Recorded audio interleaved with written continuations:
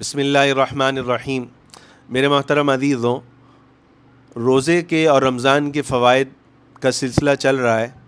حدیث شریف میں روزے کے ایک فائدہ آپ صلی اللہ علیہ وسلم نے بیان کیا ہے۔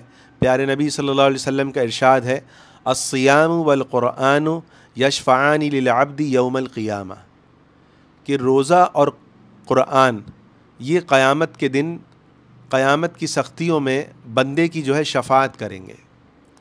ایک آدمی 3 سال 4 سال میں 5 سال میں قرآن پڑھتا ہے، پھر وہ قرآن اس بندے کی شفاعت کرتا ہے۔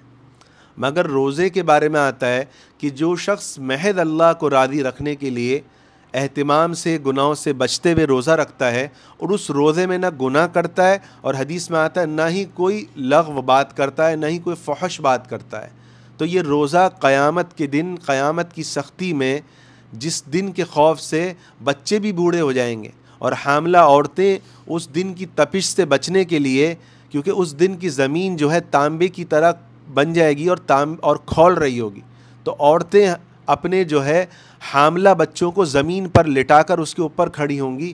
اس دن یہ روزہ بندے کی شفاعت کرے گا اور اس کو جنت میں داخل کرے گا۔ اللہ تعالیٰ سے کہے گا کہ اللہ، یہ آپ کی محبت میں اس نے اتنے سال تک روزے رکھے، اے اللہ آپ اس کو جنت میں داخل فرما دیجئے۔ تو اللہ تعالیٰ روزے کی شفاعت کو قبول فرما کر اس بندے کو جنت میں داخل فرمائے گا۔ تو اللہ تعالیٰ ہم سب کو پابندی سے روزہ رکھنے کی توفیق عطا فرمائے۔ وآخر دعوانا ان الحمد للہ رب العالمین۔